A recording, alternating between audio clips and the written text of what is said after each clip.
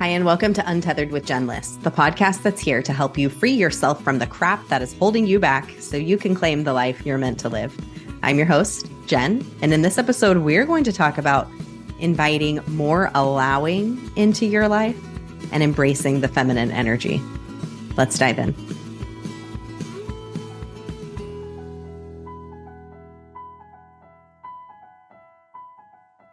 Hi, friend, it's Jen. How's your week going? Welcome to this Thursday thread. It's a Thursday thread.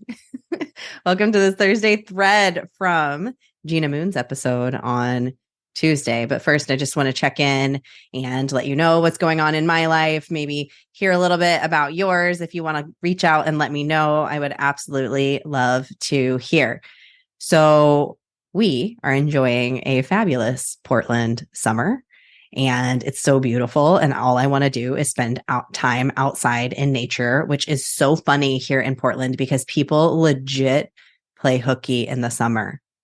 So I'm from the Midwest and it's just so weird. It's just different to me. Everything is weird. I've discussed that before on the podcast where I feel like everything is weird because in the Midwest, there's a certain set of ways that things are done. And when somebody doesn't do that according to the way that you expect, it's weird.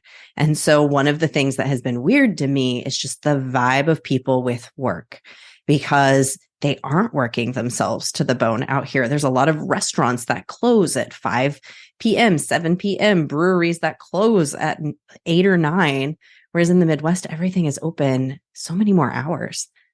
It's really kind of surprising. You would think in a bigger city that things would be open later, but it's simply not true out here.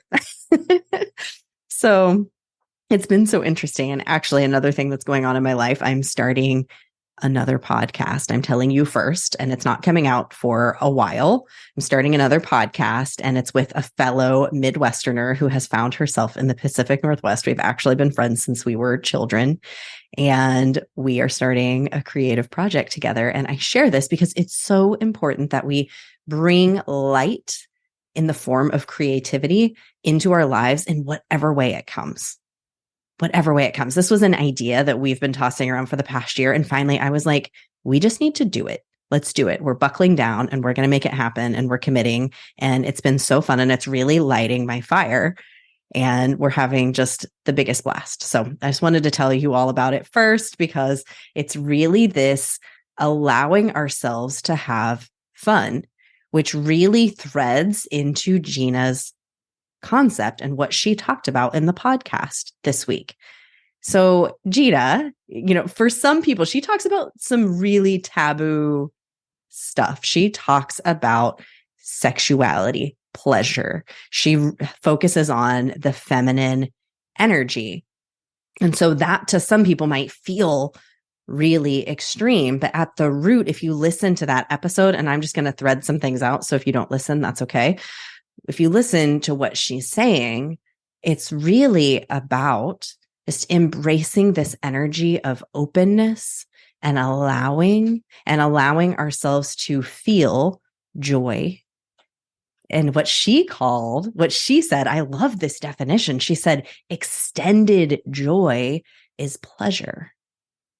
That we have this connotation with the word pleasure that you may even have a visceral reaction to that word. I think a lot of women and really just people in Western culture in particular, we have given that word many meanings. We like to give meaning to things, and we've given a lot of meaning to the word pleasure.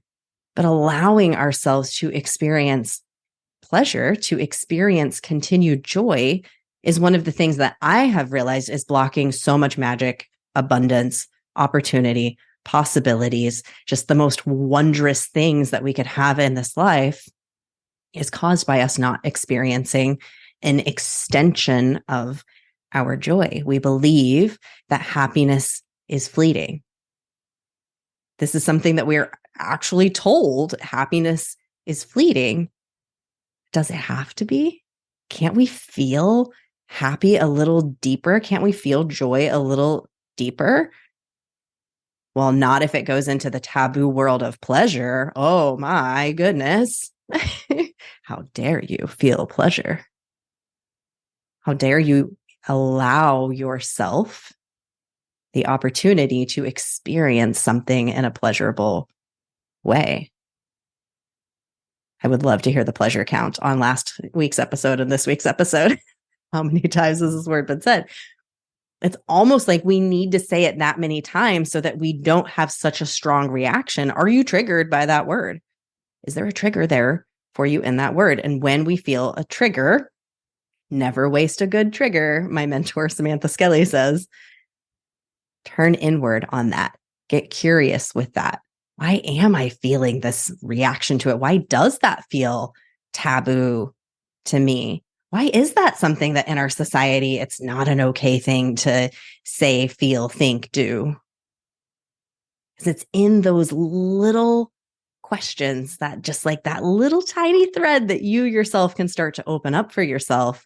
There's so many opportunities and possibilities that have been tied up that you don't even realize are all bound up in this thread. And you can start to unravel it and see what's there. And that, my friend, takes courage.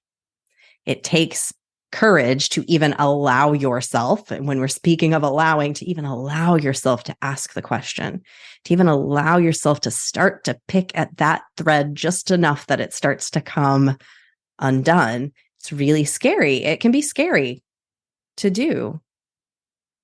And there's so much magic on the other side of beginning to unfurl it. There truly is. Now, one of the things that I have learned in my journey is, again, that extension of joy, that extension of pleasure, allowing ourselves to experience what it really feels like in our body, to feel goodness, to feel the juiciness, the yumminess, the of life, and not to just feel it for a fleeting moment, but to really savor it. That is one of the biggest things that invites so much more magic into your life. We're so comfortable feeling uncomfortable in this world. We've been so focused on those uncomfortable feelings that we're used to that. What we're not used to is feeling the good things and letting ourselves really simmer in that yummy stew. We like that spicy stuff. I like spicy stuff too. But another thing that has been huge for me, and people have asked me even recently in the past year, in the past couple months, my own mentor was like, whoa, Jen, what has happened for you? She pulled me aside at dinner and said, there's something different. What is it? What's different? And so for the past 3, 4, how long was that? That was 4 weeks ago. She asked me that question. I've really been thinking about what is it? What is it that has really shifted in me in the past few months? And here's the deal. Here's what it is. It's allowing myself to feel my power. Allowing myself to feel my power. And Marianne Williamson says that the most scary, most vulnerable thing is actually our own power. And that's why we're so afraid to shine. That's why we're so afraid. We just wrap ourselves up and we hold everything so tight and we hold so that we can't allow our power to be free. And women are so damn powerful. We're so powerful. And this patriarchal world that we live in is really afraid of that. And so what we've been taught is to embody a more masculine energy. Push, embody that masculine energy to distract us from really stepping in and allowing the feminine energy. And something I heard a couple of weeks ago from Kate Northrup, came and spoke at this event that I was at. She's wonderful if you don't follow her. Kate Northrup said that her mom was one of the leading researchers in a lot of feminine study, the study of feminine fertility.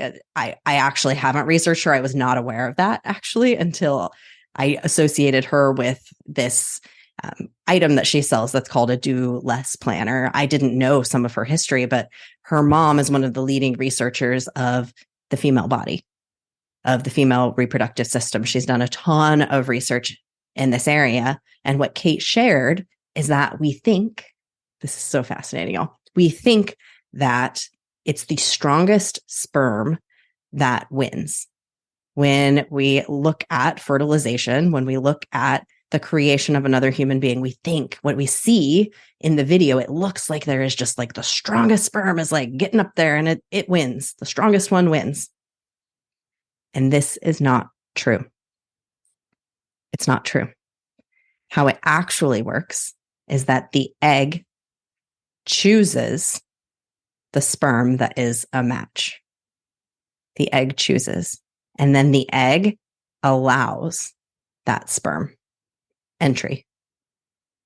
So think about this in your life. Think about where you're pushing, and trying from that energy, and where you are instead simply being discerning of what is a match for you and allowing those things entry into your life. Talk about feminine power. Talk about power. And the feminine, everyone embodies the masculine and the feminine. We all embody both as human beings. But we've been living from a place of just this masculine push, whether we are female or male by our biology, whatever we were born with. We have really focused in the society in the masculine way. And we are being called, you can see this everywhere. There's a lot of talk about it. There's a lot of conversation about it. There's people like Gina who are really embodying this. And we're seeing this move back toward the feminine. The pendulum is always swinging, and it always swings just a little too far the one way before it finally comes back. And so we're all kind of waking up to this, kind of seeing this and kind of thinking, oh, how interesting, what a shift that would be. But it also feels really different because that pendulum is currently so far over here on this side, and we've been living over here. So we're like, this seems really foreign. So if it feels really foreign to you, just consider for yourself this idea of the egg, because this is actual nature, is the choosing, is the allowing, is the being discerning, is the selecting the things that are a match for you. And how does that change things? If it was indeed the way of the sperm pushing, and one got in there that was not a perfect match, things might not go so well for that fertilization, right? But because the egg, when she decides and says, there's the one, this one feels good, and allows that one in, then everything is magic from there. It just works. So how in our lives can we move from this place of, I am choosing the things that are a match for me and allowing life to unfold in the way that it does? And that is the energy that, since it was probably the end of January where I really had this switch flip. It really flipped for me. And I've heard this time and time again, and it finally just really connected for me. It's taken a long time for me to understand this idea of allowing. So if you're at the beginning of that journey, believe me, I understand. People would say things like, you don't have to figure out the how, you can simply allow. And I didn't get it. We have to really embody things. Like, we can understand information, we can understand it, we can get it, we can understand the logic behind it. And that's what a lot of learning is. That's how we're taught to learn as kids, is just this kind of like sitting in the classroom and understanding it and hearing it. We aren't really taught to embody things, to get out there and do things that allow us to try these concepts out. And we just need more and more of that, which takes some courage to get out there and try it.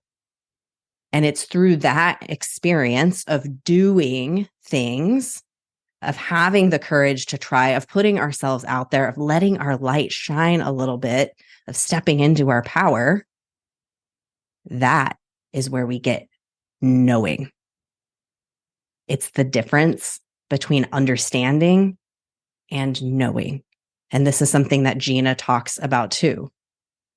Understanding and knowing. And when you know, when you really know something, you have no option but to share it with other people. You want to share it with other people for simply the reason that you know it's going to change the world. You know it's going to transform somebody's life in some way, and you feel compelled. You feel compelled into action. You feel compelled into your shine to step into your power when you know.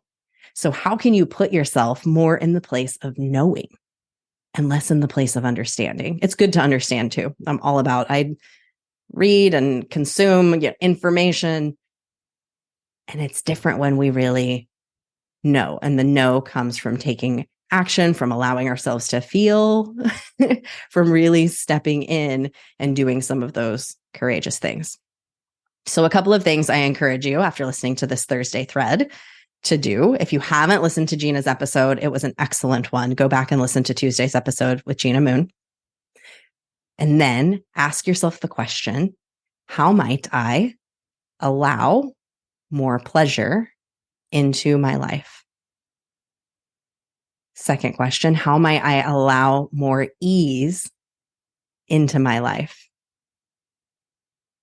How might I be more discerning?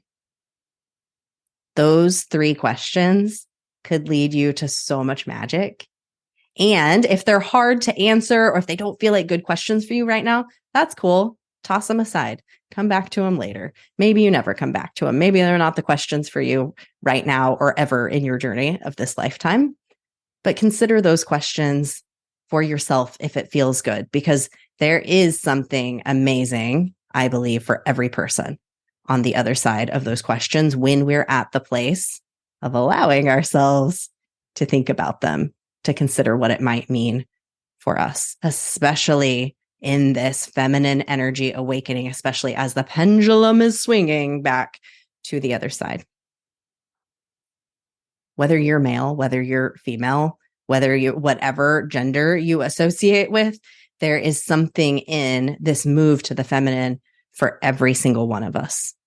I know that there is. We've just been in such a just adrenaline push, cortisol stress, sympathetic nervous system stuff for far too long.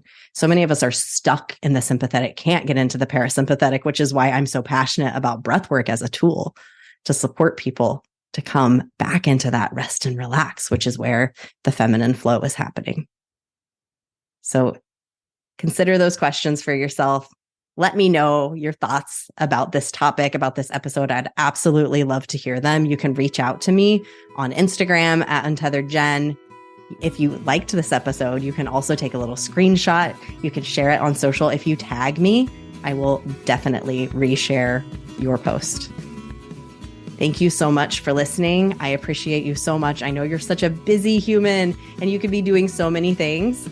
So you choosing to listen to this podcast means the world to me. You just keep shining your magical unicorn light out there for all to see. I'll see you next time. Bye.